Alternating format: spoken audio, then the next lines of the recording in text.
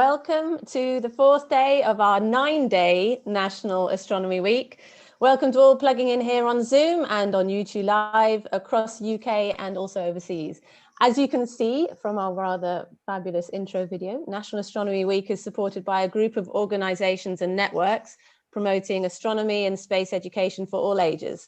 And we're also hugely grateful for the total of 72 speakers, hosts and practical astronomers involved in this week. My name is Sharon Leveman. I work with the UK Association for Science and Discovery Centres and also the British Association of Planetaria. I'm based down in Bristol, and up in Edinburgh is my co-host Alistair Bruce, who clearly has a better background than I do. Good evening, everyone. How are you doing? Yes, my name is Alistair Bruce. I am an astronomer by training. Last year, I was working at the Royal Observatory in Edinburgh. This year, I am now the planetarium manager at Dynamic Earth, which is empty more often than not with current 2020 craziness going on. But this is as close as I could get you all to Mars this evening. So happy to help out. I'm going to mute myself now until you Thank you, Alistair. Today is titled Mars on Earth. So we're bringing a focus of the relevance of Earth science to our Mars Encounter programme. This morning for schools was a session exploring the differences between the two planets. And this evening, we are welcoming 3 panel members with very different expertise to show that there is as much about our home planet to learn when we look up there and out there. At 7 p.m, the astronomers at the Royal Observatory Greenwich will be live streaming from the Annie Maunder Astrographic Telescope, so stay with us for that. But let's stick with the panel, and we are going to do some introductions. Our fabulous panel members are Rachel Tilling, working at Cryospheric Science Laboratory at NASA, Nick Attry, working on thermal modelling from the University of Stirling, and Mark Fox-Powell, an astrobiologist working at the Open University. Now, rather than introducing them myself, I will hand over to each of them to do it for me. And while they do, please have a think of the questions that you'd like to ask our panel members. You should be able to find a Q&A button on the middle at the bottom of your screen. So please ask questions all the way through, and we'll be having quite a meaty Q&A session after we've heard from our panelists. So let me invite Nick to join us. Hi. Hi, everyone. Hi. Over to you, Nick. Thanks. I'm just going to share my screen. So, yeah, hi everyone, my name's Nick Attry. I'm a doctoral researcher at University of Stirling, so that means I'm a full-time researcher. And the University of Stirling is also up in Scotland, quite close to Edinburgh, but between Edinburgh and Glasgow. And my background, I work in as Sharon said, in thermal modelling and on these 2 missions. So ESA, European Space Agency's Rosetta, that you probably have heard of, that landed a little probe on the surface of a comet a few years ago.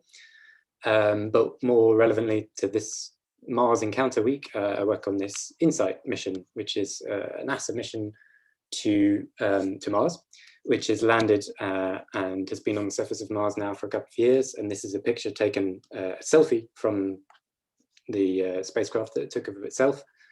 And I work on sort of analysing data from that and doing computer modelling about the thermal temperature profiles of the Martian surface. And so that's what I'll talk about a bit later. Okay, great. So hi, everybody. I'm Mark. As said, I'm a research fellow at the Open University, which again means I'm a full-time researcher.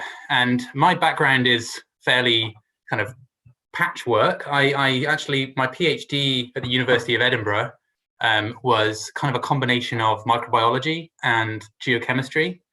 And I kind of moved from that into a more kind of geochemistry focused position at the University of St Andrews, and I'm kind of looking at more geochemical processes now, but with a strong interest in biology still. So kind of motivated by big questions of kind of how common or rare life might be in the universe.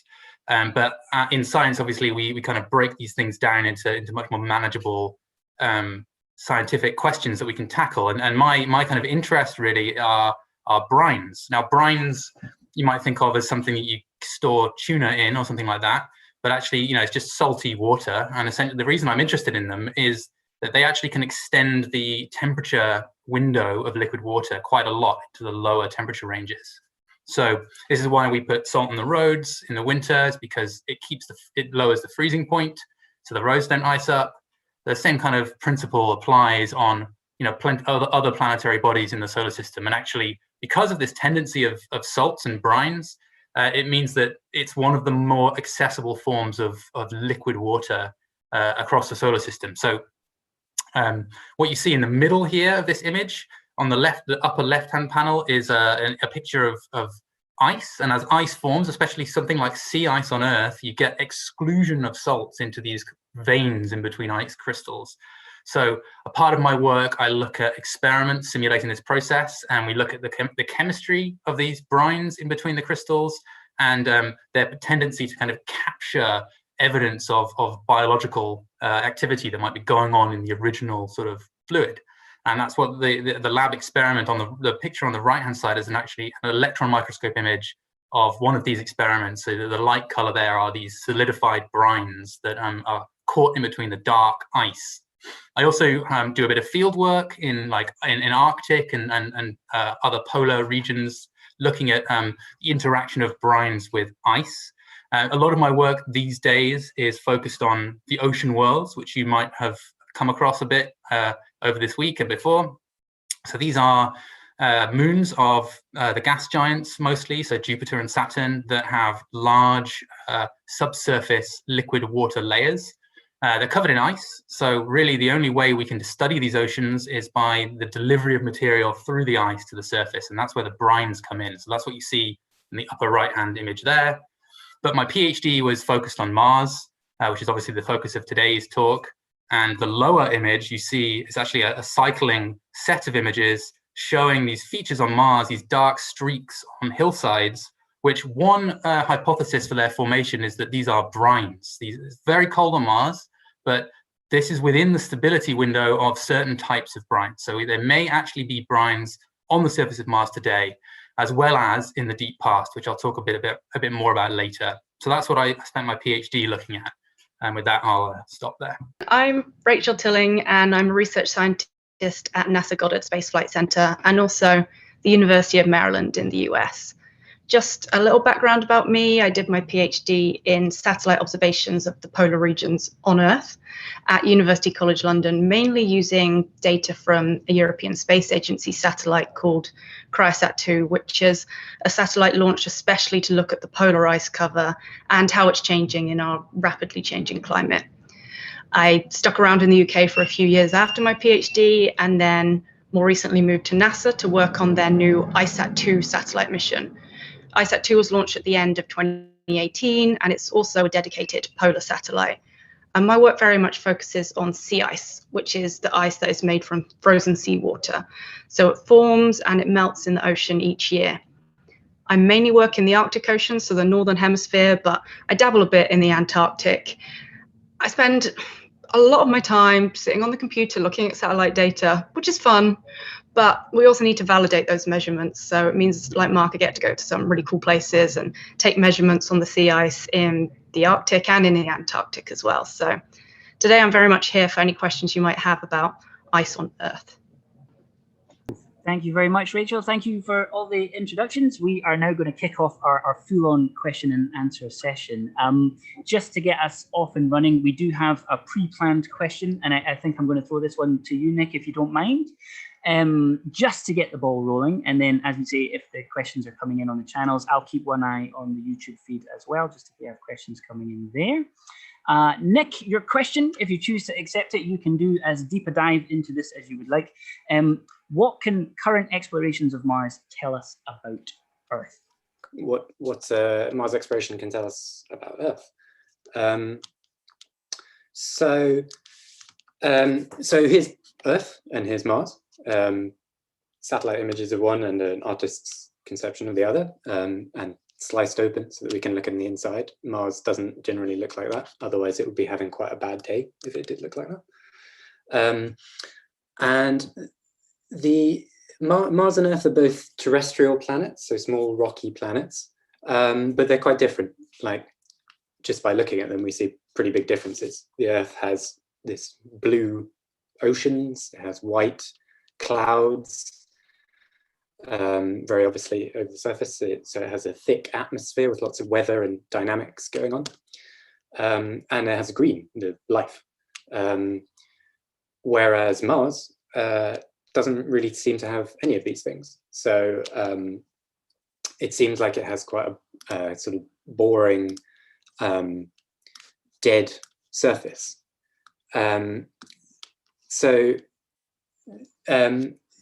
These are the kind of differences between Earth and Mars. So that tells you something. They're not the same. There are differences, but there are also similarities. And it's by looking at these differences and similarities that we can sort of learn something about Earth. And so similarities, if you look at Mars, up the top here on the pole, there is a white patch, and shown on the left is an actual orbital image of that. That's a polar ice cap. So Mars has polar ice caps, much like Earth. So it does have some, there are some similarities. And it does actually have an atmosphere. It's very thin, but it is there. And it does have weather, weather patterns, clouds form. Again, they're sort of thin and they're harder to see than on Earth, but they are there and they do have them. Also, when you look closer at Mars, the surface, you see all sorts of features which maybe do look a bit more like Earth. So shown on the right here is, again, satellite images, Mars spacecraft images of the surface of Mars, where there's a sort of a feature that looks like a river delta on Earth. So this is like a river sort of spreading out into a lake or a small sea. So, but this one is dead. It's like sort of fossilized remains of a river delta. So Mars used to have liquid water flowing on it, but it doesn't anymore. And so it used to be a bit more Earth-like. It used to have sort of much more dynamic weather and climate, thicker atmosphere and liquid water, but it doesn't anymore. And that's a really interesting question. Why is that? Because that's obviously important. This is like the climate on Mars used to be one thing, it's now another. So that's climate change on Mars. And why did the climate change? And because obviously we're interested in climate change on Earth at the moment. It's quite a big and important question. So that's what we kind of by exploring Mars. And there's kind of two reasons why Mars is now much cooler and sort of less active than Earth. One is that it's further away from the sun, so it gets less sunlight, less energy input. So that would mean the surface is cooler. But also it's much smaller than the Earth. Shown in the picture on the right, it's about half the size of Earth. So things which are smaller have a bigger surface area compared to their volume, so they cool down more quickly. So both Earth and Mars started hot from their formation. They formed in a similar way, but Mars cooled down much more than the Earth has. And so that's one big reason why Mars used to be more dynamic, more active, a bit like the Earth, and it now isn't anymore. So that's this sort of addressing this climate change on Mars. And we can measure that, or we can look for that change in how much heat there is in Mars. And one way to do this is, the way we're trying to do this is with the spacecraft that I'm working on, this InSight mission. So InSight is a lander, so it doesn't drive around, it's not a rover like some of the other ones, but it sits in one place, and it's been sitting on the surface of Mars for a couple of years. It deployed these solar panels that power it, and it's got a load of different sensors on the top, some of which measure things like sort of the air temperature and wind and things like that. So it's like almost like a Martian weather forecast, or weather station. It also has an instrument which is a seismometer. So this is trying to measure Mars quakes, so like earthquakes. Mars has quakes, which tells you that it still is a bit active. It still has some some activity underground. And the other instrument is this mole, which, well, the mole is supposed to dig down into the surface.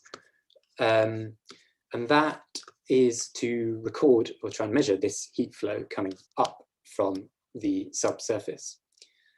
I'm going to try sharing my video so you can see my face, but if the internet gets bad, I might have to turn it off.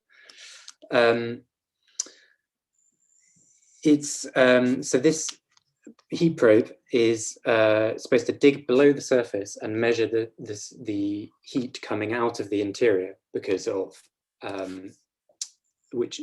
Mars's internal heat, which is still escaping from inside of it.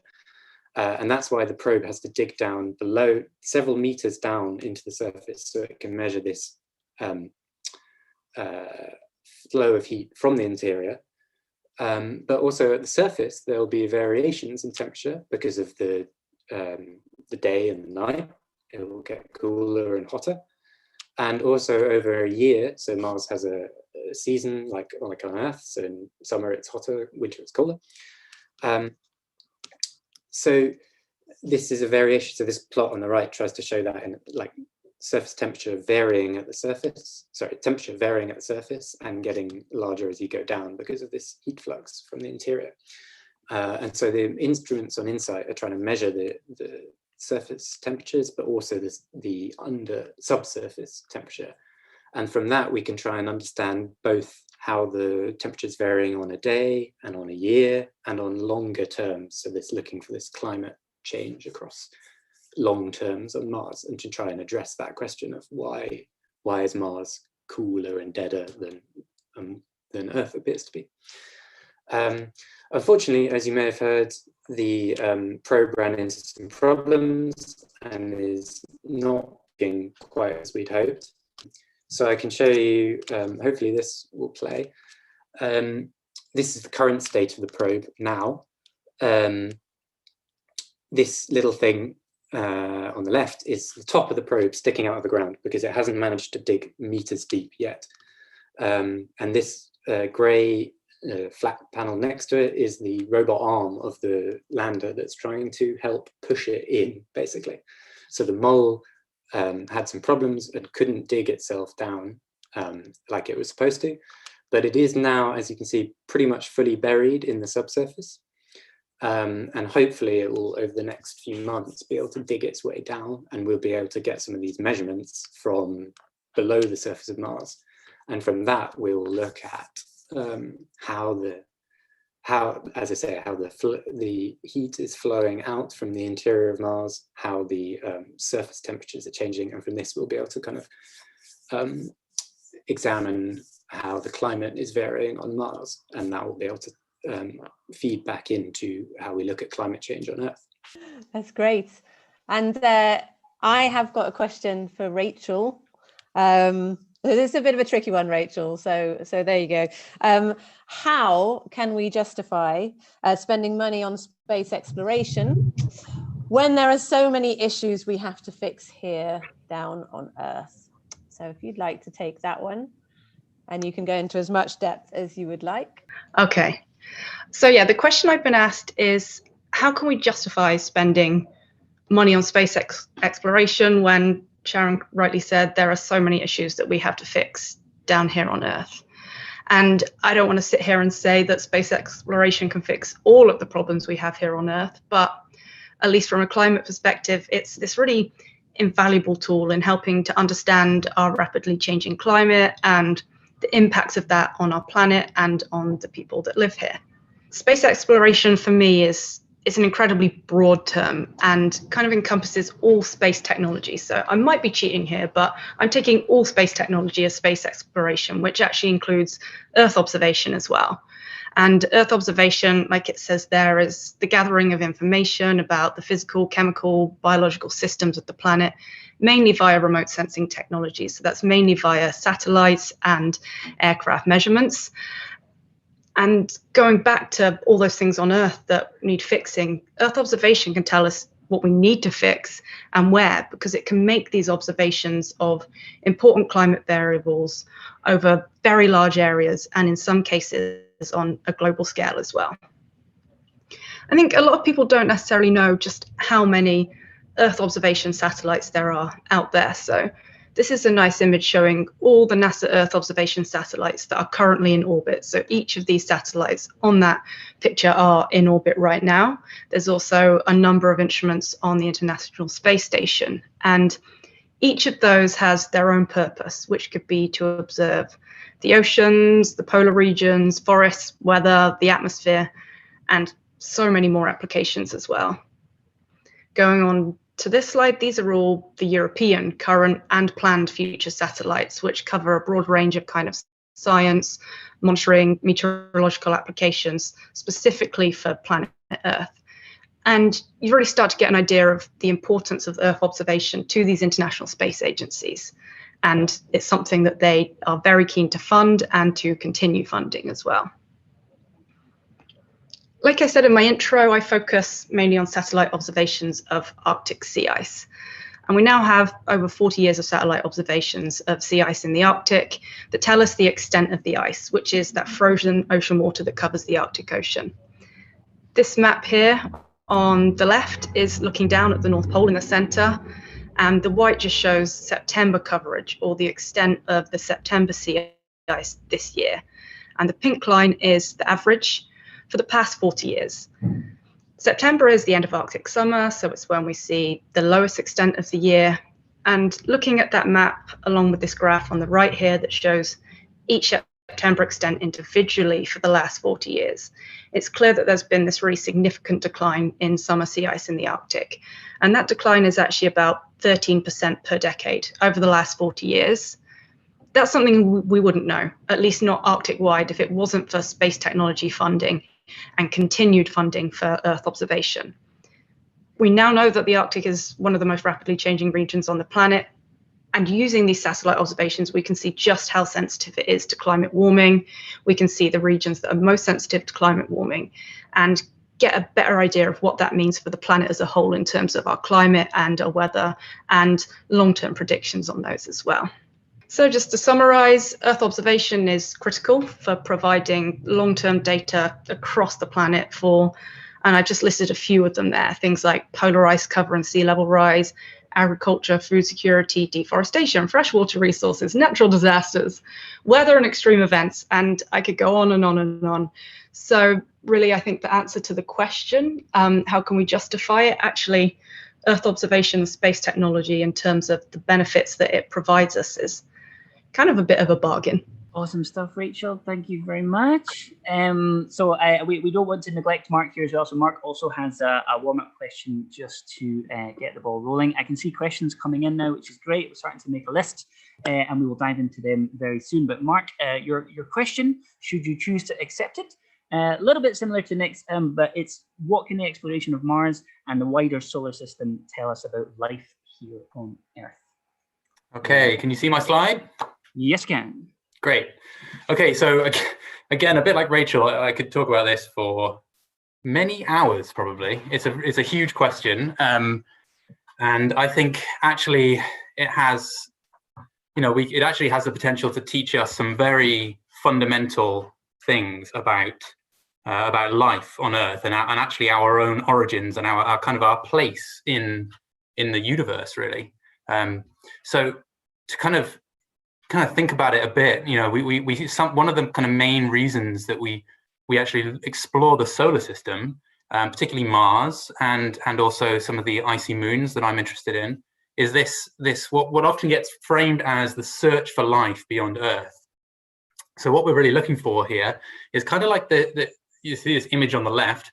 We're looking for this biosphere. We're looking for something similar to what we see on Earth, which is, you can think of it almost like a planetary process, right? It's a process that the Earth has kind of generated over the course of its evolution over billions of years. It's kind of led us to the point we're at now, where we have this complex biosphere. So we are trying to ask the question of, how common or rare is that process in the universe? So the way that this is phrased, the search for life, is kind of, I feel, actually a bit misleading, because it kind of implies that we are looking for something that we think might exist. But actually, a more sort of scientific way of framing it might be to ask the question, is life unique to Earth? So is this system, is this process that we see on Earth found elsewhere? And I think, either answer to that question can be really important for understanding the biosphere on Earth.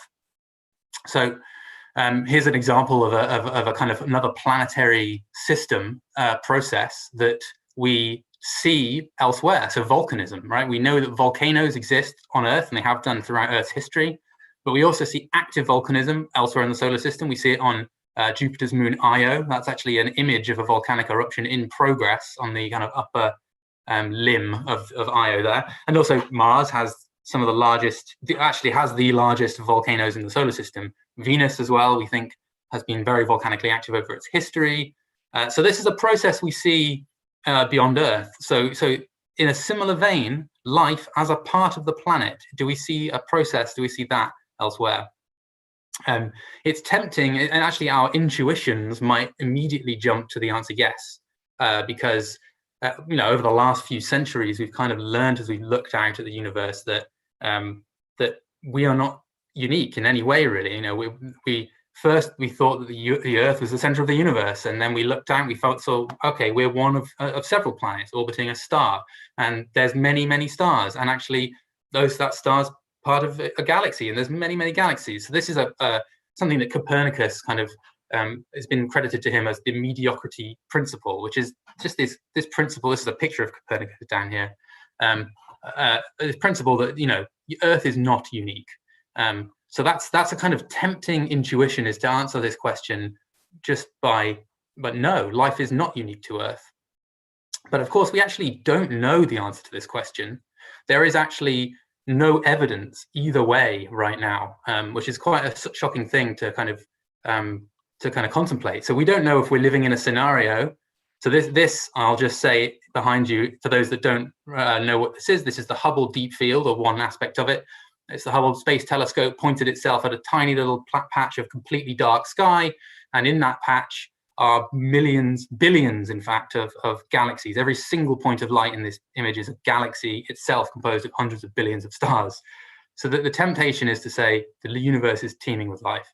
But of course, the Copernican principle of mediocrity could be wrong, and we could be in a scenario where life is, in fact, unique to Earth. Now, either answer to this question really has some pretty deep implications for understanding our own origins, because if life exists elsewhere, it means this is a universal process that we may one day have the chance to compare our biology to alien extraterrestrial biology and learn some fundamental biochemical principles that could actually help us understand our own biology a bit better. Of course, if life is unique to Earth, then we can understand something really fun. There's something really special about the Earth's history, perhaps really lucky surviving multiple potential catastrophes, and teach us something about the origins of life and the kind of conditions that might be required for forming it. So Mars is actually a really great planet to kind of explore some of these ideas and concepts, because as Nick was saying, Mars was in its ancient past quite a lot more similar to Earth. So we know it had liquid water on the surface. We see evidence for rivers and lakes, and we think that over its evolution, it essentially has dried down and become cold and more desert-like. But we know that in about 3.5 to 4 billion years ago, around the same kind of time that we know life was beginning on Earth, Mars very much seemed habitable, which means that it could support known biological organisms. So that really raises the question of, was there life on ancient Mars? It's a very, it's a very pressing question that we are really trying to answer right now. And again, as I said, the answer either way will tell us something about the origins of life on Earth. If indeed there was life originated on Mars back in those ancient in the ancient history, about 4 billion years ago, that might imply that life is indeed very common in the universe. particularly if we can show that it's a second genesis of life and not part of the same origin as us. That's something that I won't talk about now, but can later, if you like. But of course, if we convince ourselves that Mars has been sterile and uninhabited throughout its history, well, then it shows us that our understanding of a habitable environment may be flawed. Maybe there's something extra going on Earth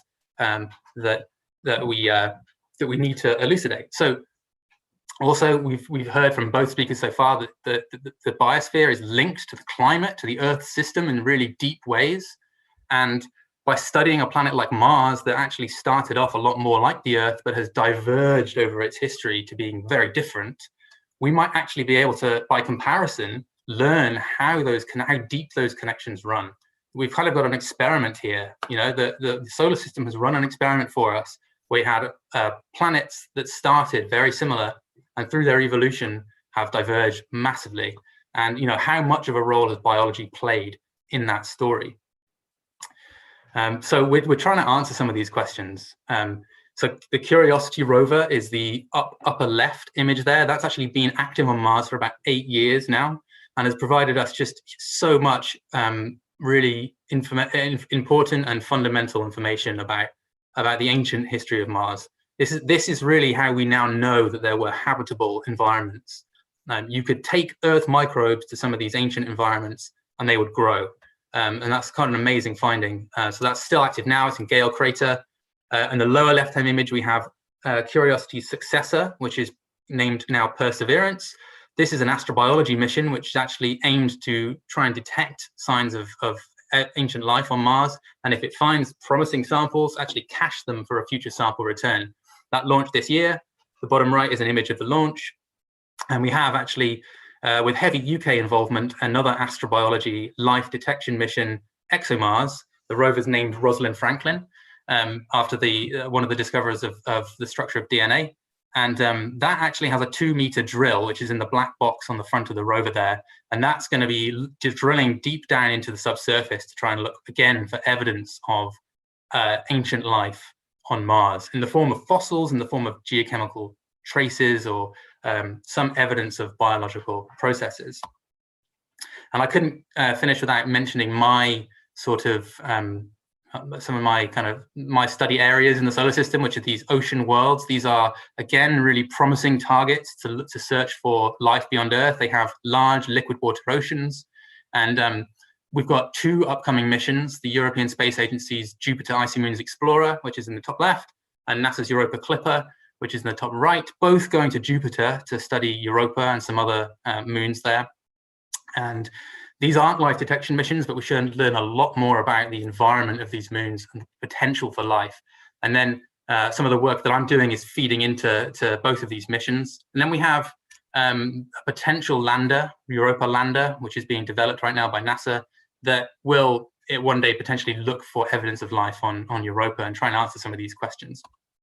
So just to wrap up, I also wanted to talk about even if beyond the kind of fundamental lessons we might learn from searching for life beyond Earth, there's actually some more kind of immediate benefits that we could gain through this endeavor. And these include, you know, when we look out at the solar system for potential habitats, it kind of forces us to look back at our biosphere on Earth and look at some of the more extreme environments that we might find life in. So this includes things like really hot springs, acidic springs, really cold environments. And actually this is leading us to novel biotech discoveries that have really revolutionized, in some cases, the life sciences on Earth. And one example, which hasn't directly come from solar system exploration, but it has come from exploring some of these really extreme environments, is the an enzyme called TAC.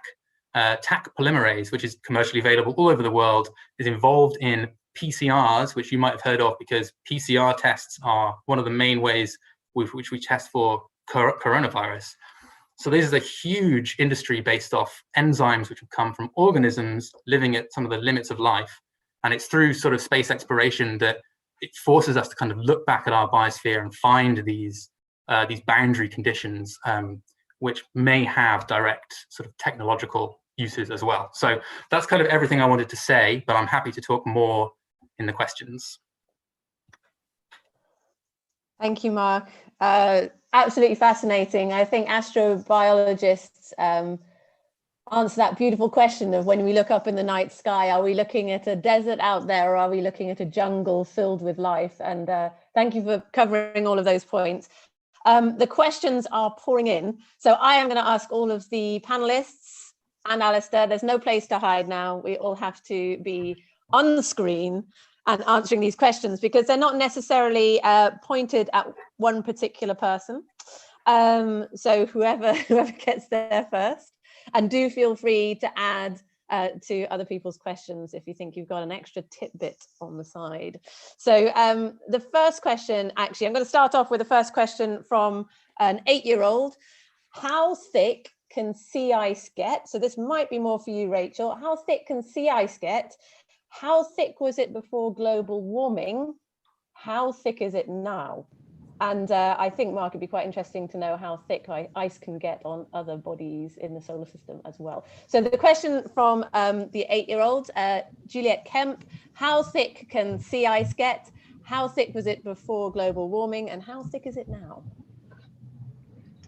Yeah, that's a really great question. And sea ice in the Arctic can get to about 5 meters thick maximum. And I know that doesn't sound like a lot, only 5 meters if you think about a lot of the ice on the actual land on Earth, but this is the ocean. It's still constantly moving. It's a really fast, dynamic water body. So for the ocean to get cold enough that ice can grow to 5 meters is actually pretty impressive.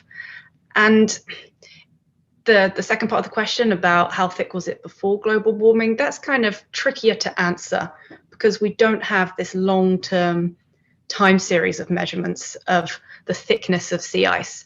That's why these satellites that we have now are so cool, because you can get these measurements across the whole of the Arctic. So the European Space Agency have this satellite Cryosat-2 that was launched 10 years ago now. So it's really only in the last 10 years that across the whole Arctic we have an idea of how thick the sea ice can be and how that's changing. For about the last 30 years, we've got submarine measurements as well at certain places in the Arctic. So we know that overall, on average, the thickness of ice in the Arctic for about the last 30 years has decreased by about 1/3, and that decreasing thickness is actually speeding up as well.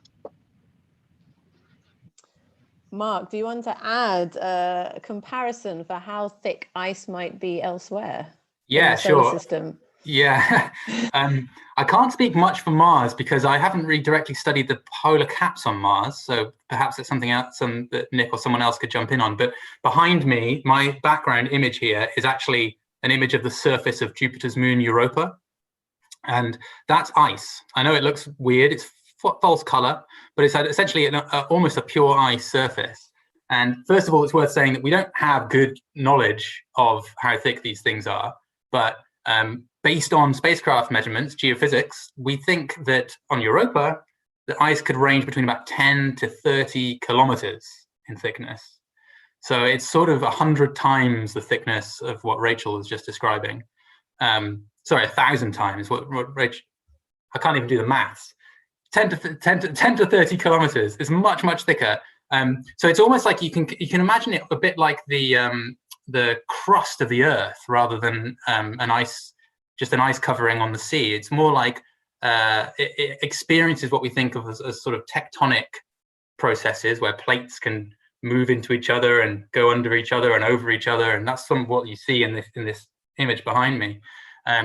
So Europa is about 10 to 30, and with some of the other bigger moons even more, up to 100 kilometers of ice there. So.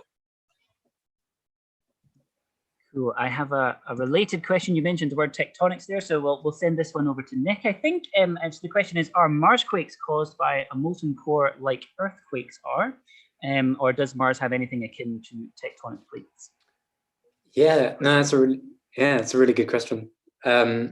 Not at the moment.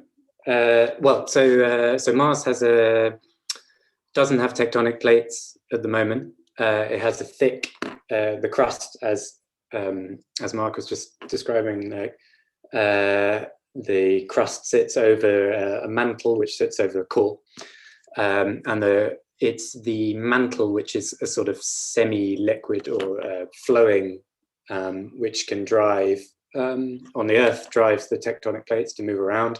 Mars is cooled so much that they've solidified, but the crust has got really, really thick. So the crust on Mars is more like 50 to 100 kilometers thick, so even thicker than the ice crust on that Mark was just talking about on the icy moons, and much thicker than the Earth's crust, which is sort of 30 kilometers thick maybe.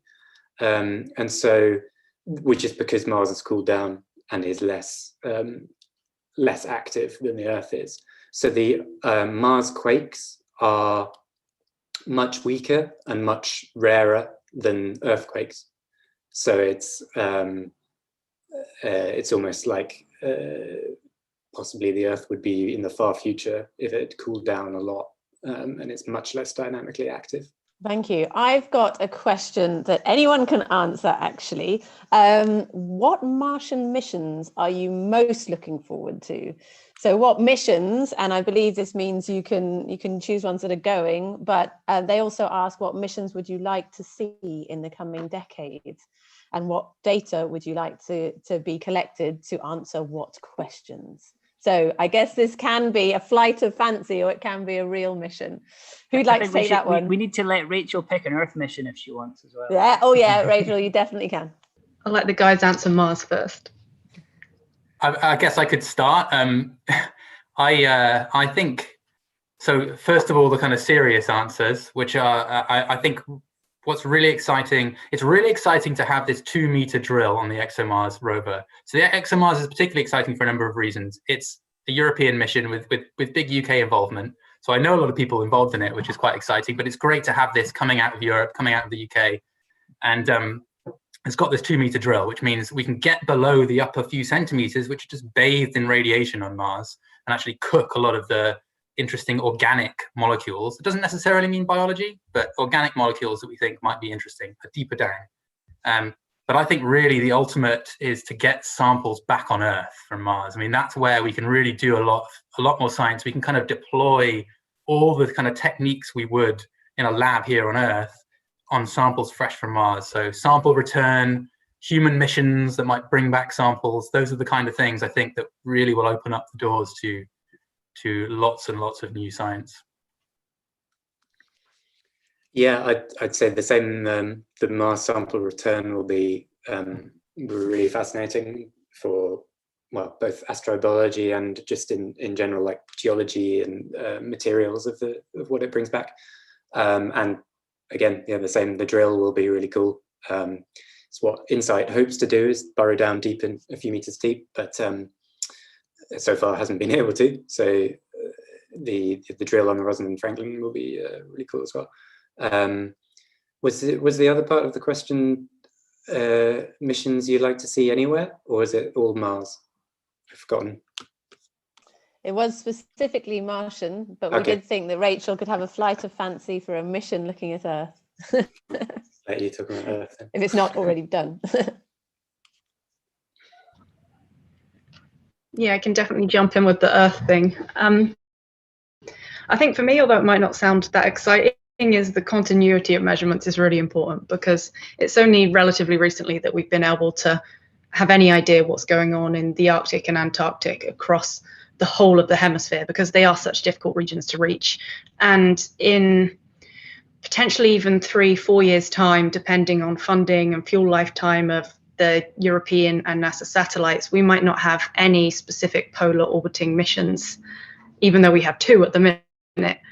There's a European one that's in the works potentially for, say, 2030, but that's not confirmed yet. So I would just love some more kind of assurance that we would have continuity of these satellite observations of the sea ice and the ice caps.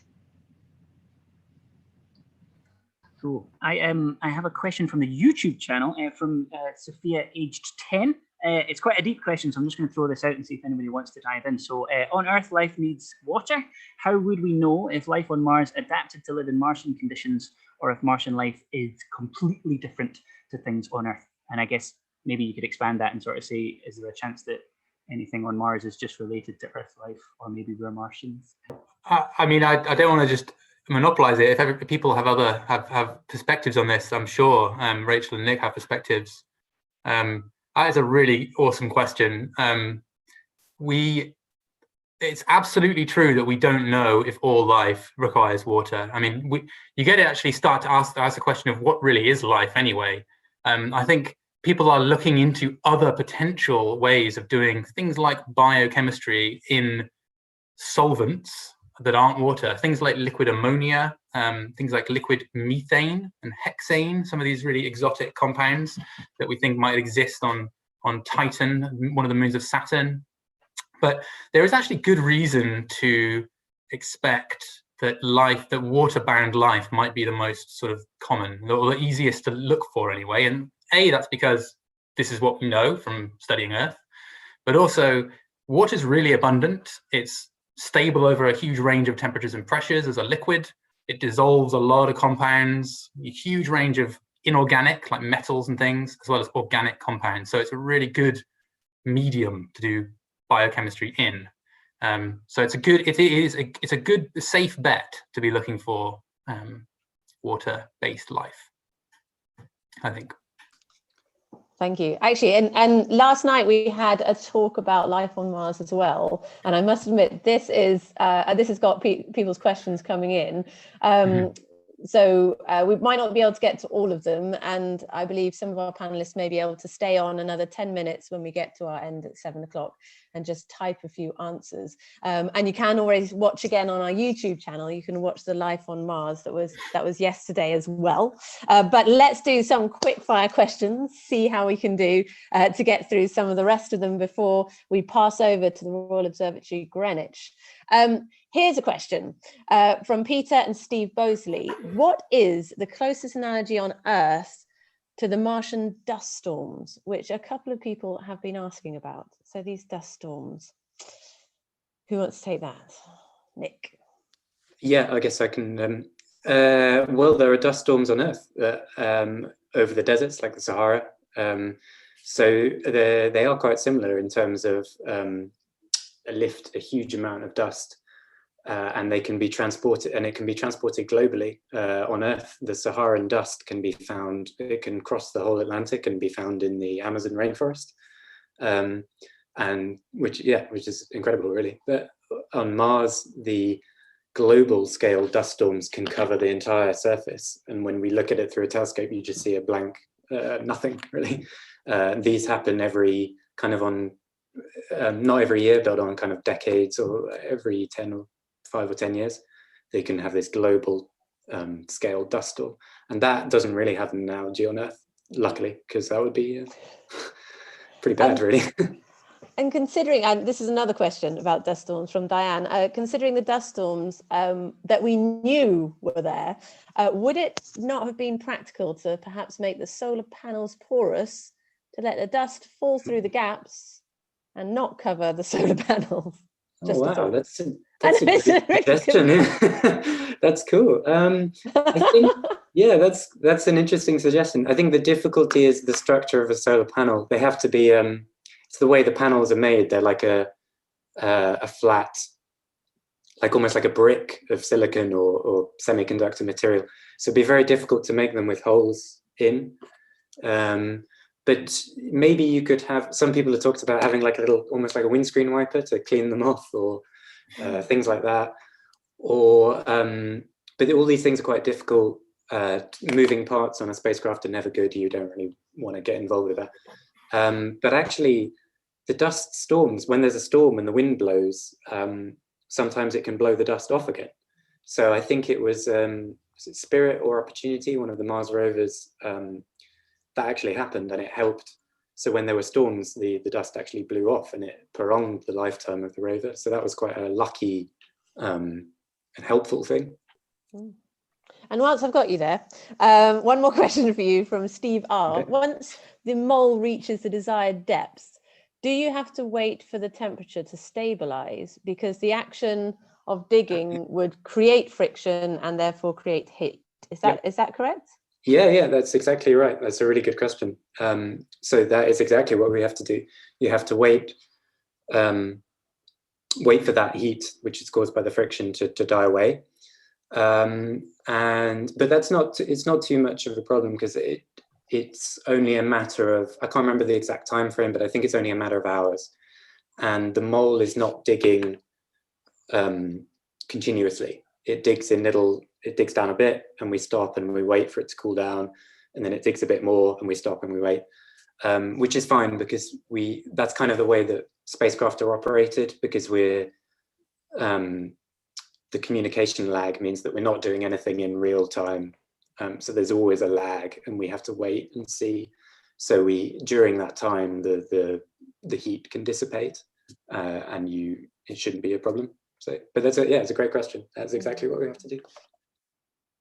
A question here that might fall to Rachel, from Anne. It was, would Earth's global warming lead to similar polar ice caps as on Mars? So if I'm reading that right, maybe if you transplanted the Earth's nice thick atmosphere and you stuck it on Mars, similar to if you were going to terraform it, what would happen to the ice caps there? That's kind of a tricky one to answer, because the ice caps on Mars are so different kind of chemically to the ice caps on Earth.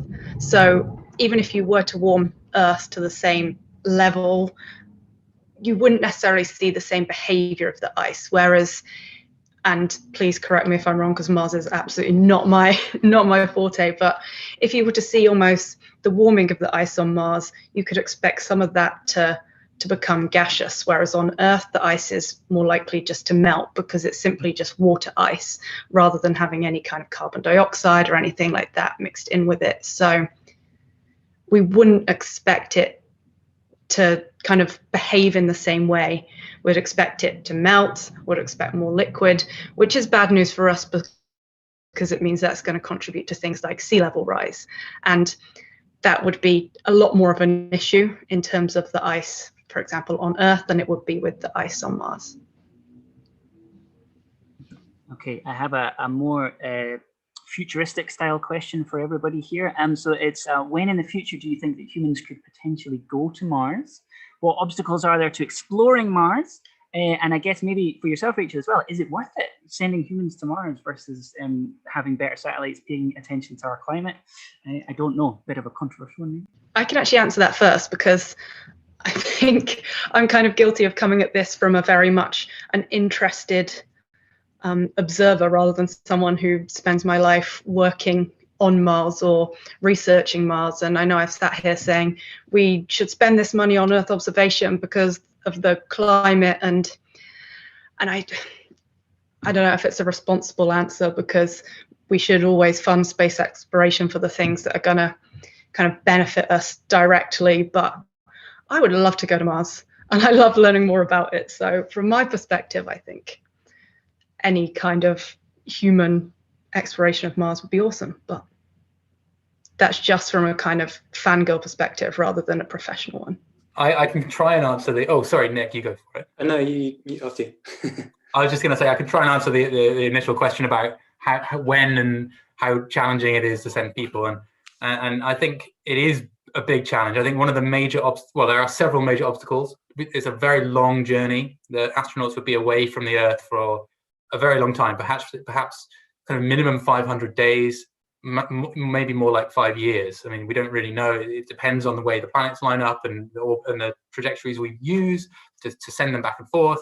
It's a long time. So it's a lot of exposure to radiation once you kind of get away from the magnetic fields of the Earth for a long time.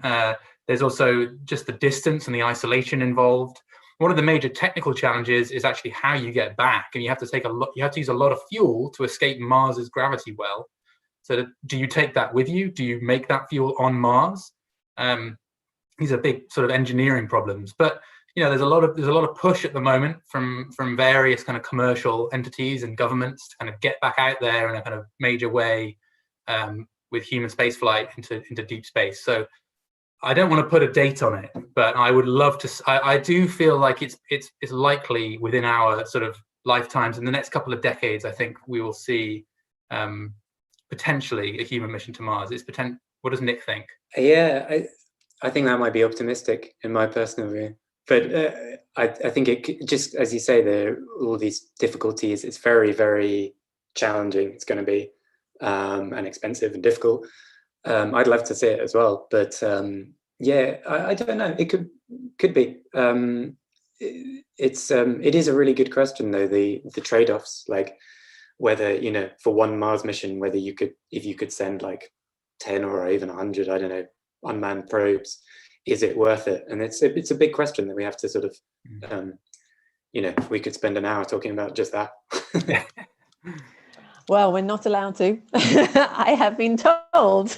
But I do want to squeeze in one last question. I'm going to get in trouble because we do have to finish on time. But it's something that you guys won't be able to answer on text after we close this section of the meeting. And it was just to each of the panelists. So when during your education did you become interested in what you're doing now? So was it at secondary school, or perhaps only after you'd finished your university degree, or during your PhD? So if you can sort of say in one sentence answers, when was it that you, because that was actually the first question that we got in, so I simply couldn't ignore it. Yeah, I can go first.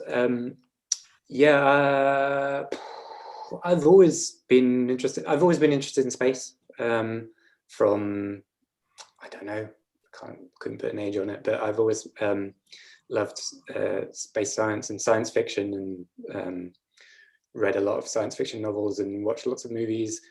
So I would say I've always been interested in it. And my current, I have worked on other things before as well. So just in my current position, I've been working on Mars, but before that I was working on other planets, so all of them.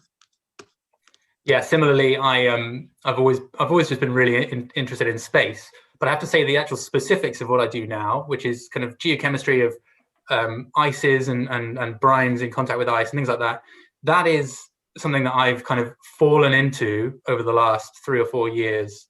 I'd say during my PhD, towards the end of my PhD, I kind of got into that. And it's funny how you don't plan these things. You kind of just, for me anyway, my interest kind of just led me in that direction. And there was an opportunity for a job that I pursued, and here we are. You know, it was a kind of slightly weird, circuitous route to get there. And Rachel?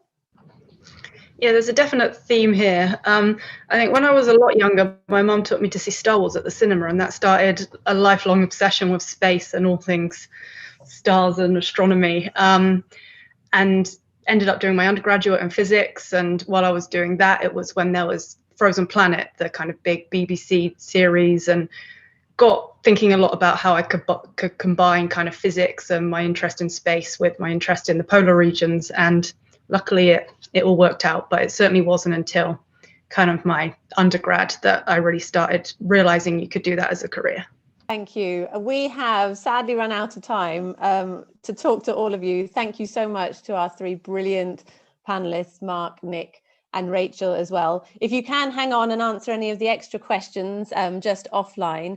For those of you who are interested in missions to Mars, human mission to Mars, we have a Sunday night finale on exactly that topic. For those of you who are interested in robots on Mars, that's on Thursday. Do have a look at our schedule. Tomorrow you can explore Mars through the art and the music and the mythology. But for now, we are going to actually have an opportunity to find out a little bit more about Curiosity and the soon to land Perseverance rover on Mars in the next session.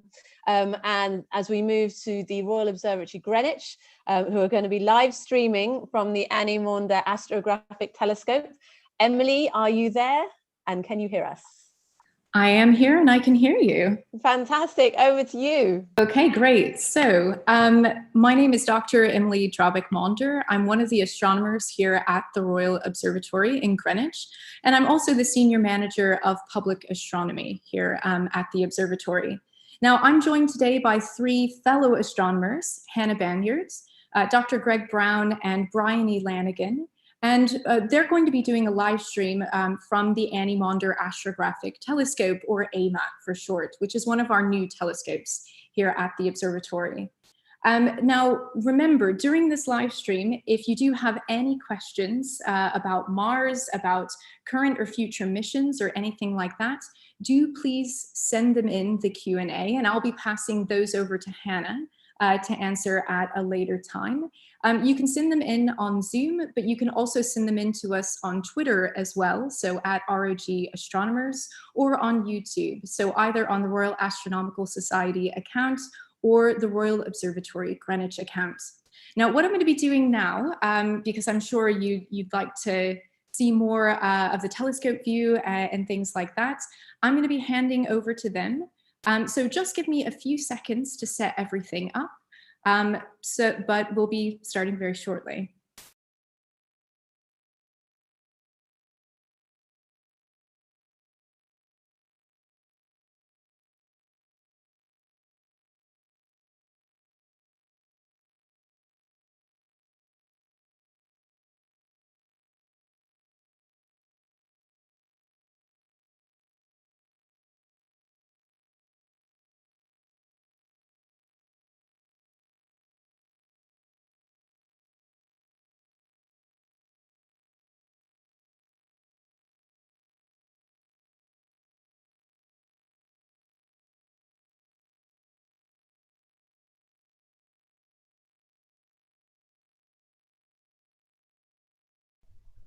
Good evening, everyone, and welcome to the Royal Observatory Greenwich's live stream of observing Mars.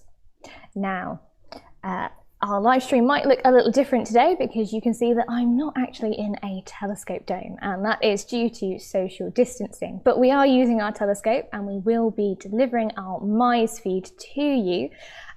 However, due to social distancing, I cannot be in the dome at the same time as our other astronomers using the telescope. So Dr. Greg Brown, who you'll have seen just in that short time lapse at the beginning there, is operating the telescope dome this evening along with our astronomer Bryony Langan. So shout out to them for helping us. Now, hopefully you are joining us through either Facebook Live, YouTube or Zoom, as well as part of the Royal Astronomical Society's National Astronomy Week. And so you can interact with us. If you've got any questions throughout the stream, then whichever service you're tuning in from, just send in your questions. At the end of this stream, I'll answer as many as I can, but send them in along the way, and if I can answer them as we go along, then I will. My name is Hannah Banyard. I'm one of the astronomers at the Royal Observatory, and I will be your host for today, so you'll be hearing mostly from me. Now, I mentioned that I'm not in the telescope dome that we're using, but I am technically in a telescope dome. So I'm at the observatory in the south building in the Endeavour Room, and above me is a beautiful dome known as the Lassell Dome, which was built in 1884 to house the Lassell telescope, and it was on ground level, but then it was actually raised up to its current position now. If you've ever been to the observatory, it's the dome further back that you can see up nice and high now, and it was moved up to house two much larger telescopes, a 26-inch refractor and a 30-inch reflector. For a few years it was actually a planetarium too, but now it is our lovely library and stores some beautiful artifacts too. So coming up in our stream, we'll of course be having a look at the live views through our telescope. We want as many of you to observe Mars as possible. And as well, we've got an interview with Greg to talk to you about the telescope that we're using this evening, our Annie Maunder Astrographic Telescope. We've also got an interview with Professor Sanjeev Gupta from the Imperial College London, who's going to tell us a little bit about the missions that he's worked on that are on Mars right now. So we'll be dropping in and out from the live stream. Hopefully we'll be able to see something this evening, but we are of course in the UK, and here in London the weather on my way in was quite cloudy. We are hoping for some breaks in the cloud, but I think we'll head straight over to the live stream and see if we can see anything. And unfortunately, absolutely not at the moment. We'll keep an eye on the sky, but this is one of the biggest problems with astronomy is of course our weather, especially in a city like London when we have things like flight paths as well. And this can just affect the weather and make it quite difficult for us to observe the objects that we want to look at. But luckily, because Mars is so bright, we will be able to see it even if we've got some thin clouds. So we don't need crystal clear skies this evening, we just need a little break in the cloud. Now, thankfully, we were able to get some footage of Mars last week so that you can see what we should be seeing through our telescope right about now. Now, some of you might be a little bit underwhelmed at the view currently, which is understandable because when you think of Mars, you think of that bright orange-red light in the sky. Now, we're using a black and white camera, so we can only get black and white light here. So we can't see Mars in its glory of all that beautiful red-orange colour. But importantly, you can still see some features here. So you should notice there's a big difference between the top and the bottom of the image. And this is due to the Martian dichotomy, where the north half of Mars is much smoother and lower than the rougher, higher south. Now, this image, video even is actually flipped. So south is at the bottom, south is at the top, and north is at the bottom. And that's due to when we view through things through reflector telescopes, the image gets inverted. So don't worry about that. So what you're looking at now, the top, that darker region, that's the south. And so it's a lot bumpier. And we get this, it looks darker from the reflected light from all of those bumpy features. Now, the south is also home to many different craters, which give us an idea of age. So the more craters an area has, the older it is because it hasn't been resurfaced by, say, tectonic activity, where lava can fill in old craters and smooth out an area. Now, we're not quite sure why there is this dichotomy between the two hemispheres of Mars. There is some suggestion that perhaps a moon-sized object crashed into Mars at some point at sort of an angle and caused the smoothing on the north half of Mars there. But it's something that we're not so sure about. And this is why we should still keep investigating Mars more closely. But let's talk about Mars as a planet itself first. So Mars is the fourth planet from the Sun. It's the last of the inner terrestrial planets. So that's somewhat Earth-like. A terrestrial planet is a bit like Earth, as in it's rocky. So we can stand on it. It's more of a normal planet we're used to than, say, the giant planets like Jupiter and Saturn. And Mars does look red from Earth, so I hope you have been outside over the last few months and seen it up in the sky. Here in London, I've heard a lot of people say it looks like a red light on the end of a crane because it's so bright, it looks like an LED. But it gets this colour from its surface. So the dusty surface is an orangey red colour because it's covered in iron oxide. So it's essentially just rusty, and that's why it does look reddish orange just to your eyes. Now, Mars is around a quarter the size of the Earth, so it's actually quite small when we talk about planets. It's smaller than the Earth, obviously, smaller than Venus, and only a little bit larger than Mercury, really. But why are we observing it, and why is it so bright at the moment? Because you may have noticed that you haven't seen it all year round, and you don't see it every year so bright. And this is because of a few things. So last month, Mars was in opposition. This happened back on the 13th of October, and this is essentially where Mars and the Sun are on opposite sides of the Earth.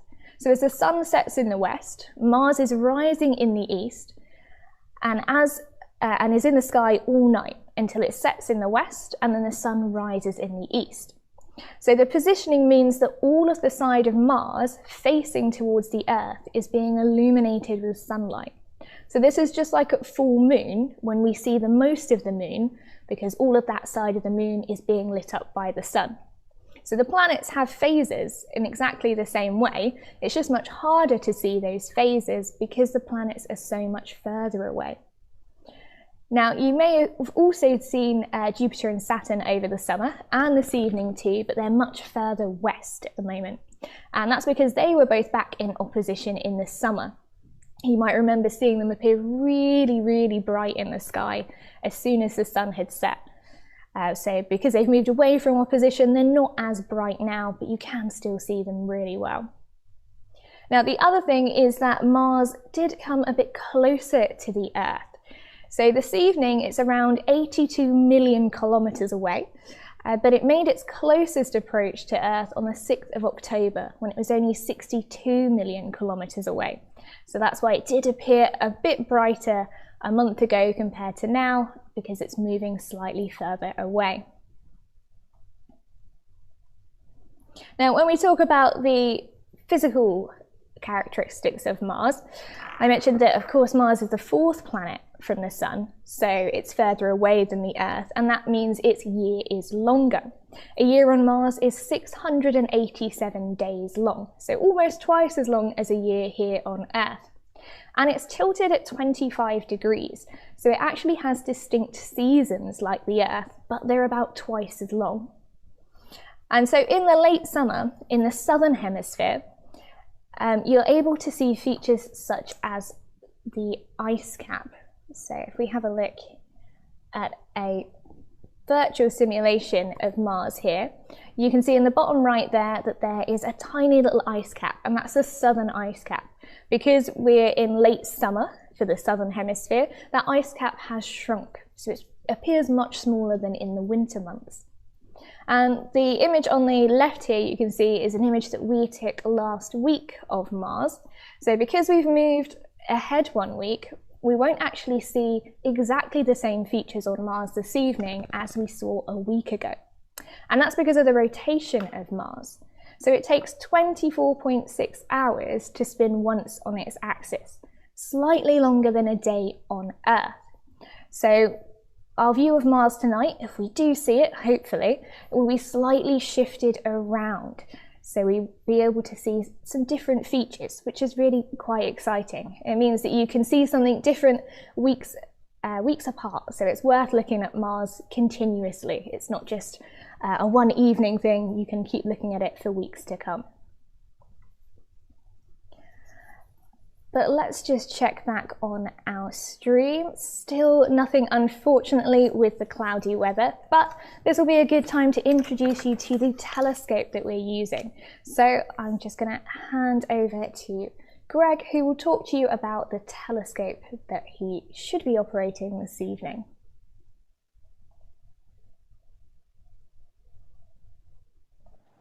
Hi, I'm Dr. Greg Brown, one of the astronomers here at the Royal Observatory Greenwich, and I'm standing next to the device that we are using to observe Mars this evening, at least hopefully.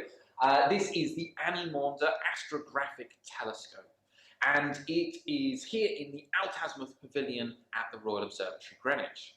Now, it's quite a modern telescope. It was only installed 2 or 3 years ago, and it was designed to bring astrophotography and potentially even scientific research back to the observatory for the first time in almost 70 years. So very much to replace something that the observatory had a long time ago but has since lost, to bring that all back. And in order to do that, we have chosen a whole array of different telescopes attached to one single mount. So over here, behind here, we have the Takahashi telescope. This telescope is designed for deep sky observations, so things like nebulae and galaxies, very, very distant objects in our universe. At the bottom down here, we have a Lunt solar telescope. This one is designed to look at our own sun and not be affected by the fact that it's an extraordinarily bright object to try to look at. But the one that we're using today is the one in the middle here. This is the Celestron 14-inch telescope, or the C14. And this is a telescope which is designed for looking at relatively close by objects in the grand scheme of things, like the surface of the moon, or, for today, the surface of Mars and other planetary objects in our solar system. So this is a telescope which is 14 inches in diameter, and that means that it is far, far, far larger than your eye. Your eye is only about ½ centimeter across. That's the size of the opening that lets light into your eye. By being 14 inches across, this is the equivalent of an absolutely vast version of your eye, able to gather far more light in one go, and thus be able to see objects far, far fainter better and in more detail than we can with our eyes alone. Now, this particular telescope is housed inside this building here, which is the Alt-Azimuth Pavilion, which previously had been somewhat empty. So it was brought into here to make use of a telescope dome that we had available, but weren't actually using at the time. And it's called the Alt-Azimuth Pavilion because it used to house a telescope that had a particular type of mount. Now, different telescopes have different ways of being mounted and being able to look across the sky. The telescope that we have here is what's called an equatorial telescope. It's a telescope which is aligned with the axis of the Earth's rotation. That means that when the sky is moving across our view, because the Earth is spinning, all you have to do is follow it in one direction. One single motor running at the same speed the whole time allows you to follow one object across the sky. Now, the telescope that was in here before was an Alt-Azimuth telescope, hence Alt-Azimuth Pavilion, and it was a telescope installed by William Christie, the 9th Astronomer Royal, who used this particular telescope to observe the moon specifically. Now, this particular telescope is called the Annie Maunder Astrographic Telescope, and that's because it's named after Annie Maunder, born Annie Russell, who was a solar observer and an avid astrophotographer. In fact, she was a pioneer in that particular field. And she's one of the forgotten women in astronomy that we really wanted to honour with this particular telescope, bringing astrophotography back to the observatory as she was doing astrophotography all the way back at the turn of the 20th century here at the observatory as well. So this evening, we're not going to be looking directly through the telescope with our own eyes. After all, then you wouldn't be able to see what we're seeing.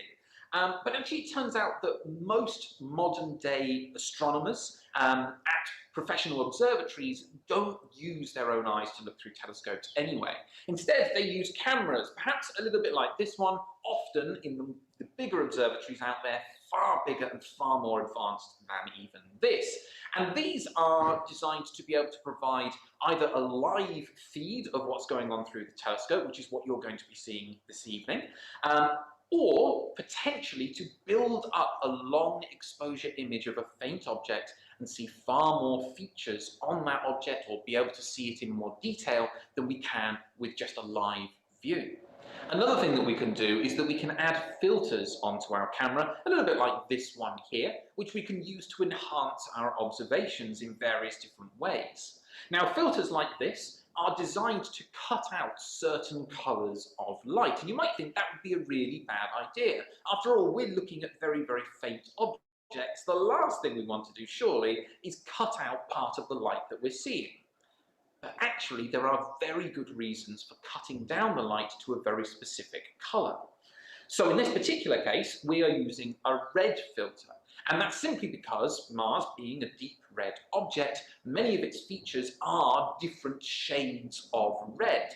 So by cutting out all of the colours of light that aren't red, we get a stronger contrast between darker and lighter regions on the surface of Mars. And that hopefully will allow us to see far more on the surface than we would be able to without our filter. Fingers crossed our observations tonight go well and we'll be able to see Mars in all of its glory. But I guess I'll have to find out later on.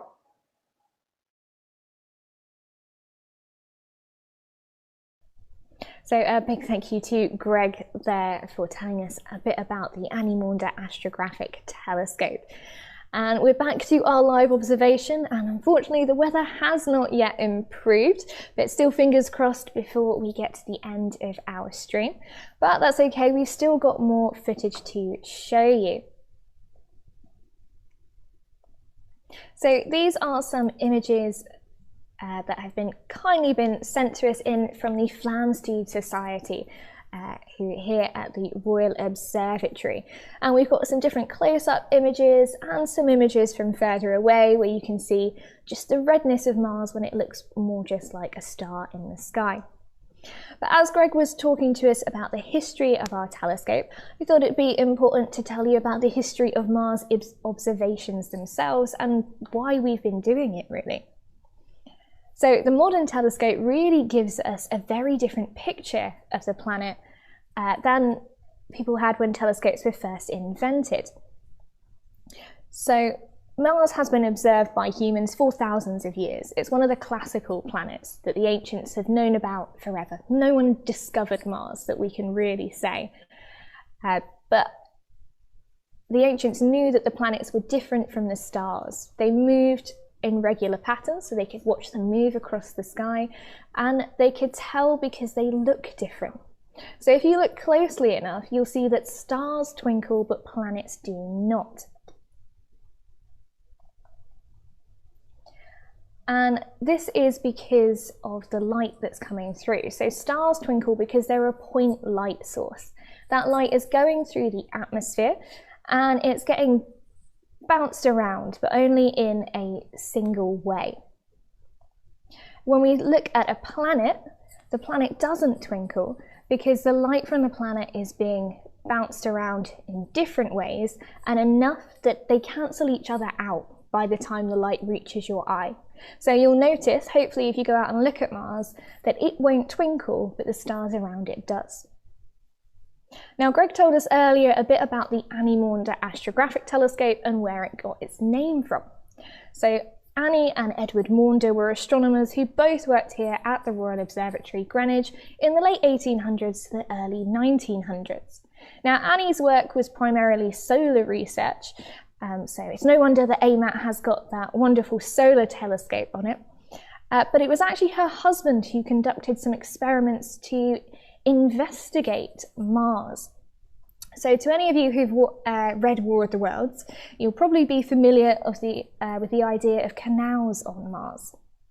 So after the invention of the telescope in the 1600s, planetary observations became unsurprisingly much easier and far more fruitful.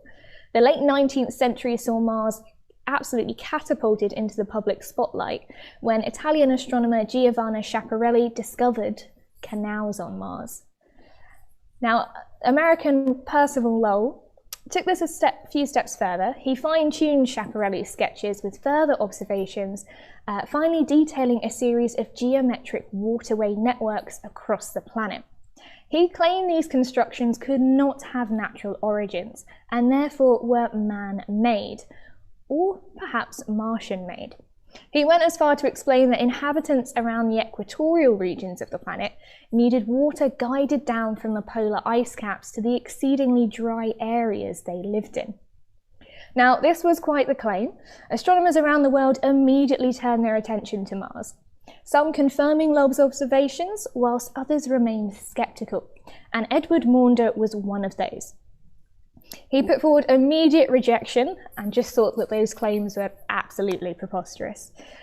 So he set out to prove Lowell wrong, and he did just that, using nothing more than some paper discs and a group of children.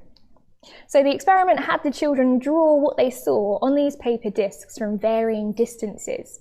Maunder showed that depending on the distance of the observer, individual features such as dots could appear as straight lines.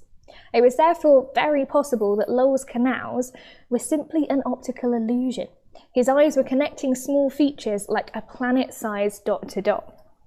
Now, it's also worth noting here that Percival was an amateur astronomer, and this became quite obvious when we take a closer look at his methods. Despite improved telescopes, changes in Earth's atmosphere caused blurring, so Lowell could only have a clear view of the planet for a fleeting second.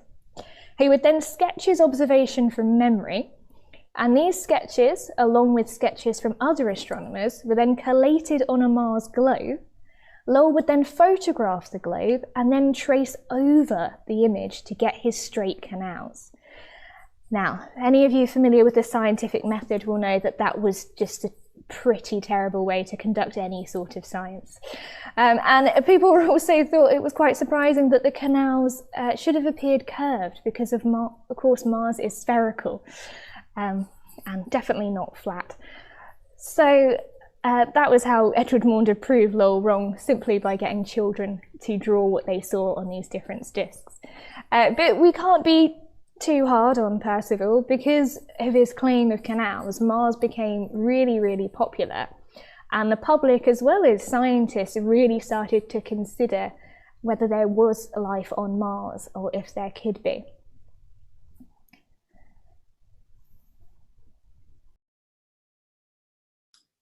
Okay, as ROG takes a break, we're going to ask Agapios in Cyprus this evening for him to share with us. He says he's ready to go. We also have James Dawson in Nottingham who said he might have some clear skies. So Agapios, hi, how's it going out there? Hello, everybody. Greetings from Cyprus. It's a beautiful night here, and I'm just going to go straight to showing you what I have as a telescope. I hope you can see that. We have Mars on the screen. It's looking really nice tonight. I can make out quite a lot of details.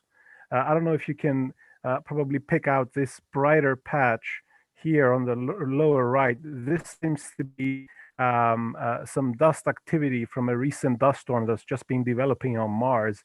And I've been following this for the past few days, and it's looking really exciting. One can just wonder if this is going to develop into something like the previous global dust storm that we had on Mars just 2 years ago in the last apparition. So it looks like the skies here are pretty good. I've been taking some images, doing some light processing to try and pick out more details. I'm just going to pull up an example now for you. Yeah, that was amazing to be able to see that. Oh, and we can see it much clearer in this image here. Yeah, this is a processed image, and I'm just going to enlarge this a little bit. And you can see all of this area here is dust that's been kicked up in the atmosphere of Mars. That's incredible. So yes, I'm still taking images. Looks like I'm going to spend the whole night outside. It's a beautiful night here. Just going to see if you can keep showing your screen for a moment, Agapios. I know James Dawson, who's in Nottingham, he sent a message a bit ago that he had some clear skies. James, how are your skies in Nottingham now? Hi, they're clearish. It's totally unexpected. So we're in the process of setting up a telescope. So hopefully in the next 10 minutes or so, we might have some footage we can show from Nottingham. Okay, well, just give us a shout if you have something. Okay. We'll go back to Agapios and see what else he can show us. Thank you. As we were showing before, this is a very recent image. This was taken just 40 minutes ago. The method that I used is essentially recording a short video of Mars containing many thousands of frames and just processing that, sharpening it to pull out the detail that you can see here.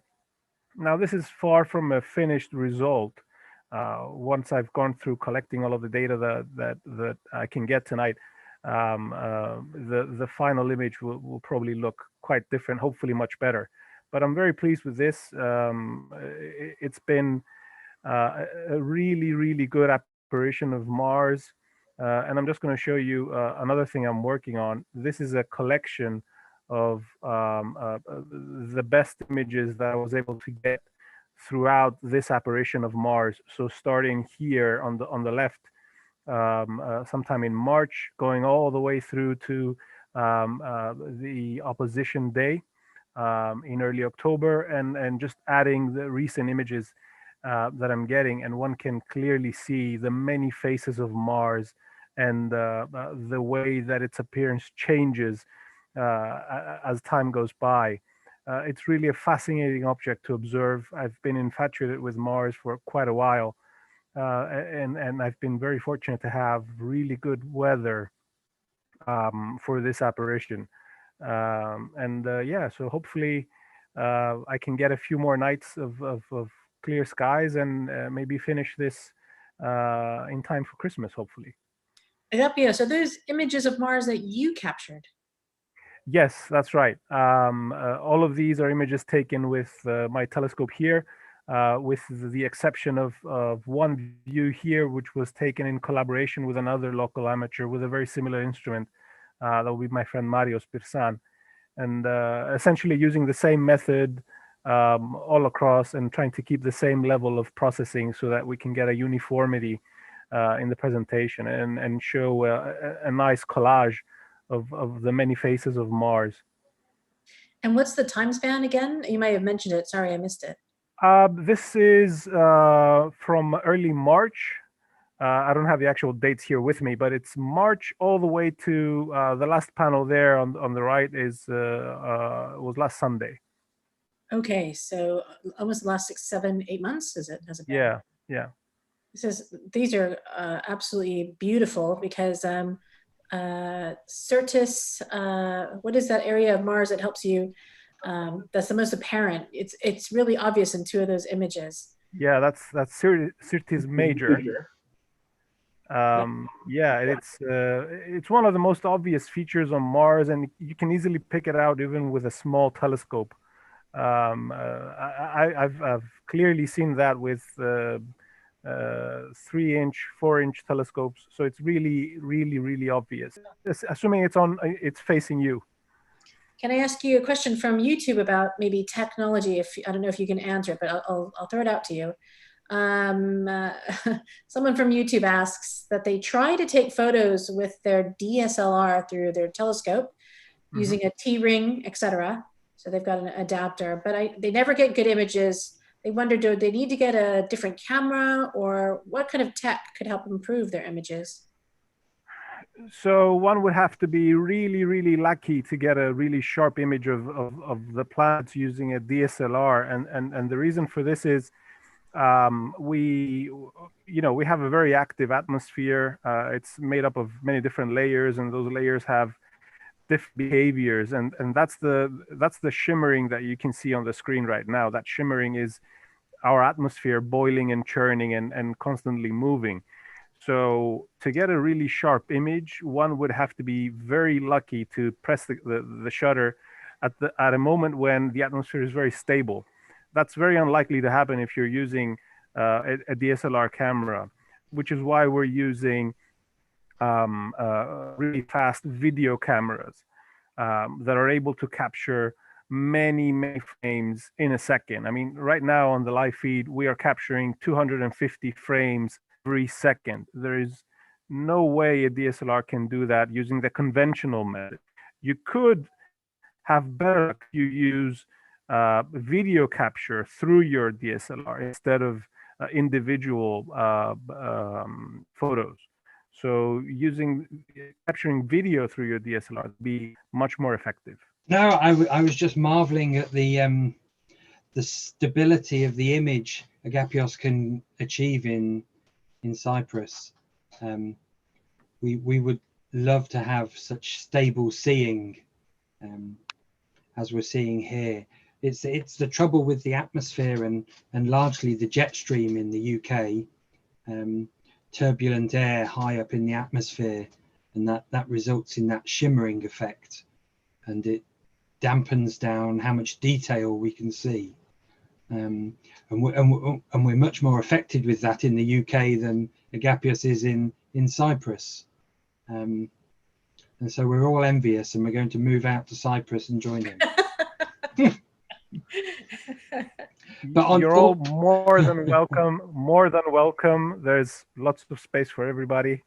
And the other thing on your montage, Agapios, with the planet as a different distances from that one, yes, from Earth, is this relative size of the pole cap, the southern pole cap.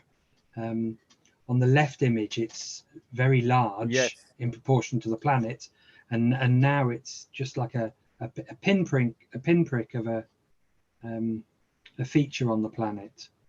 Why does the apparent size change? That's an excellent observation, James, and that's one of the reasons that I started this collage was just after the second panel. I immediately began to notice how the south polar cap was shrinking rapidly, and this is because in the southern hemisphere of Mars, it's the summertime essentially now, so the snows are melting in a sense.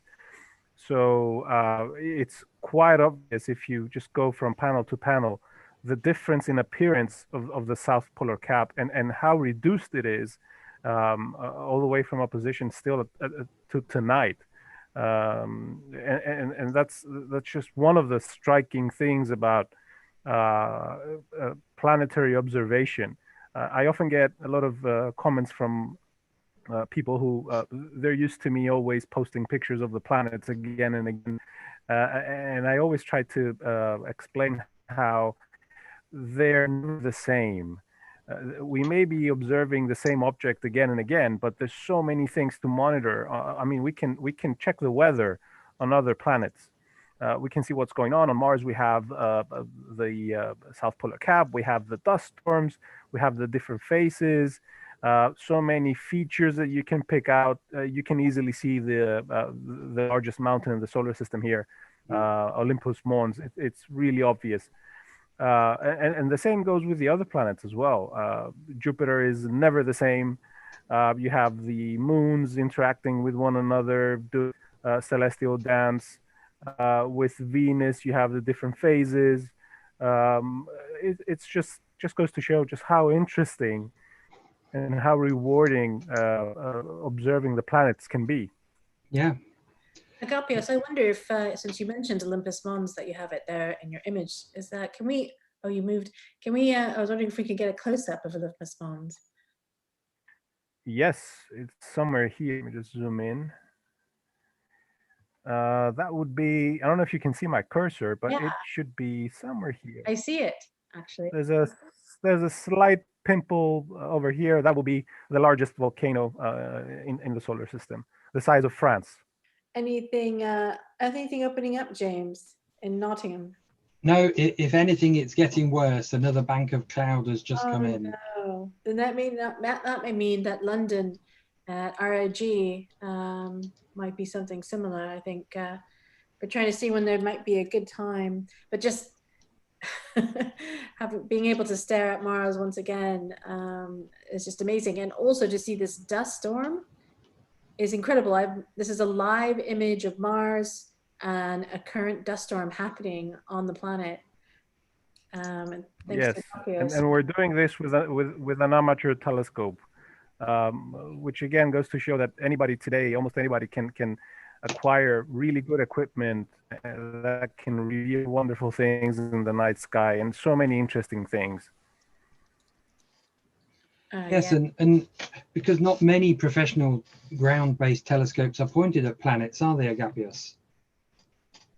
That's absolutely correct. And of course, it's always worth mentioning that there's a lot of professional and amateur collaborations going on, especially with the planets. There's a lot of projects that one can get involved in and contribute. One example would be when it comes to Jupiter, the JunoCam project from NASA, where amateur images of Jupiter are requested so that they can assess the interesting areas on the cloud tops of Jupiter to point the camera on the Juno spacecraft and get a better look. Or another example would be the DETECT project that deals with asteroid or comet impacts on Jupiter, again taking amateur images. It's not just observing for personal gratification. Useful data can occur, and today one can very easily get into this hobby and you know have views and even do a little bit of science. You mentioned that your telescope is just an amateur telescope. I think for our viewers tonight, can you just tell them what you're using? Yeah, so the telescope here is a Celestron 9.25 inch, 235 millimeter Schmidt Cassegrain on a typical German equatorial mount. Let me see if I can illuminate a little better for you. I don't know how well you can see that. And attached to it is a camera very similar to the one shown from Greg. A color CMOS sensor. And there's all kinds of additional attachments on the telescope to, make astrophotography easier, such as an electronic focuser, an electronic filter wheel, and all sorts of other accessories. Now, this is kept in my backyard. I have a typical garden shed that I keep everything in, so it's almost always ready to go, as was the case tonight. Yeah, it's an incredible thing to have such good equipment and be able to produce nice images. Yeah, it's wonderful. And James is thinking he's setting up to maybe share with us some images of Jupiter that he captured a while back. So it's always lovely to be able to see the red spot if he's got that. But you hold on there to Mars more for a bit more, Agapios. James, do you have Jupiter ready for us? Again, so this was a few years ago. I did a project in one night to take lots of images of Jupiter over a 2-hour period, and then through lots of processing, made them into this short animation. So this is how much Jupiter would rotate if we could watch continuously over a 2-hour period. And you can see the great red spot there in moving, and you can see the various bands of the planet. And these are all the weather features that Agapios was just talking about. And on individual frames, you can see what's happening with weather cells in effect. And amateurs also are usually the people who spot meteor impacts into Jupiter, and that's also a fascinating thing. They identify flashes of light which hit the planet, and in Jupiter would leave scars, which we've seen in the past. And how long did it take you to capture this? So it was over a 2-hour period, intense working, constantly refocusing and moving the telescope, but the processing of the data really takes the time afterwards. As Agapios will know, sometimes you can get data relatively quickly, but then sifting through all the data and finding the nicest stuff when the focus is good and the seeing is favorable, that's all the time-consuming part. And modern software, the data is vast. It's gigabytes of data, which I think is something new for amateur astronomers. Previous planetary cameras only captured small amounts of data, but now these more advanced cameras are capturing gigabytes of data a second. So James, just really quickly, why don't you tell us where you're from, who your affiliation with, and maybe a little bit about your equipment.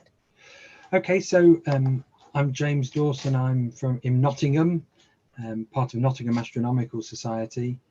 I'm also the librarian for the Society for the History of Astronomy, and fellow of the RAS and member of the British Astronomical Association. And like many amateur astronomers, I've got several telescopes. Got one set up outside at the moment, which is just pointing at cloud, unfortunately. That's a 14-inch Schmidt Cassegrain. I'm trying to find a picture of it for you. I'm just interested in solar system objects mostly, so the moon, the planets, the sun when it's clear. And one of my other loves in amateur astronomy are star trails. Can you see this star trail? Oh, your background image is lovely. So yeah, I love taking star trails, and that's it. Great. Agapios, are you still looking at Mars? Still looking really, really nice. The dust storm is quite evident right there. Yeah, tonight has been really good. I've had really good seeing conditions so far. little bit better than average, which is very fortunate. And just to go back to what James was saying before, a typical night of imaging the planets using cameras such as these, for let's say a 2-hour period, it can render maybe north of 200-300 gigabytes of data. So yeah, I completely agree with what James was saying, but all of that data is necessary to be able to pick out the finest moments of and extract the most detail and produce images such as the ones you saw before. These are amazing. I'm just checking in with Emily. We do have some questions. Liberty age 10 says, thank you so much for your wonderful facts on Mars. She has 2 questions. How far are we from Mars and how long does it take to get there? Well, we're currently in Mars opposition, which means that Mars is pretty close to us right now than it usually is in its 2-year orbit around the sun. I don't have the numbers. Does anyone, and either of you have numbers? Maybe when we go back to ROG, they might have their. I think I can get it. Yeah, Stellarium's telling me 82 million kilometers. I have 82.7. ROG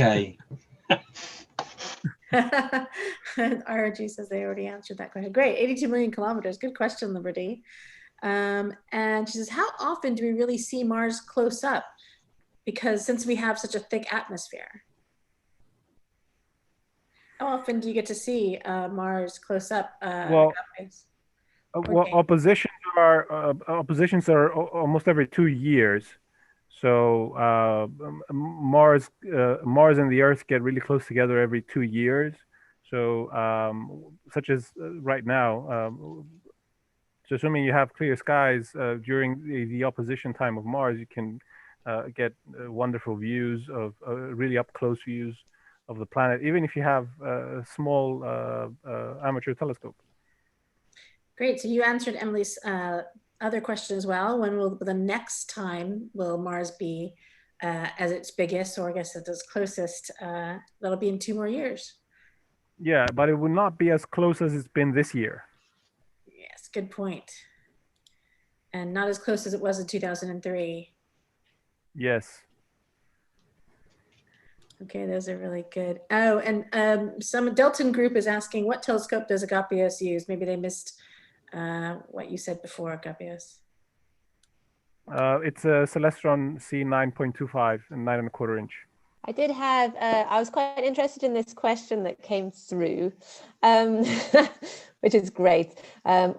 It's what are the heights of astronomic technology currently? And what is actually being developed to improve the quality of telescopes on Earth and in space? But in particular on Earth, I suppose, is your forte. So I was wondering if anyone could actually answer that one. Just quickly, I think what I would think is the greatest need for Earth-based telescopes at the moment would be refining and perfecting adaptive optics, so that we can sort of counter the detrimental effects of the atmosphere. I mean, they've already been quite well developed, especially for deep space imaging, and they are currently being refined and developed for planetary observing. So at least for me, that will be the most exciting and the most interesting development, to be able to have adaptive optics even for planetary observing, I think that will be the most interesting at the moment. Mm. So some people may not know what adaptive optics means. So we can see Agapios's lovely image of Mars here shimmering away, and as we've all said earlier, that shimmering image is because of the Earth's atmosphere. And what adaptive optics do are to process largely in a computer, compensate for that atmosphere to produce a much steadier, clearer image. adaptive optics, it's a bit of a mouthful, are largely for professional telescopes, though there are things now available in the amateur domain. I've never experienced or used them. I don't know if Agapios has any experience of them. In deep sky imaging, yeah, they've now made their way to amateur astronomers as well. But the main thing with adaptive optics is that if they are ways of deforming the optics actively whilst you're observing to match and counter the detrimental effect of the atmosphere. So imagine a mirror with actuators, many actuators that actually push and pull on the mirror to deform it in a way to instantly match the conditions of the atmosphere and give a better view. It's a quite amazing thing to witness, and the improvement in the images can be fascinating. It is. It's fascinating technology, actually. It really is something completely stunning. I would like to ask you as well, as astronomers, what are your thoughts? Because earlier on we were thinking quite a lot about the benefits of space exploration, space technology for Earth, Earth observation, providing satellite technology. You may know where this is going. What are your feelings as astronomers from ground-based telescopes with the sort of constellations of satellites that are going up there at the moment? Do you have any strong opinions of that? Because it seems to be splitting the astronomy and the space sector a little. Well, I can only speak for myself. I don't want to speak on any organisation's behalf. They are an annoyance in the night sky.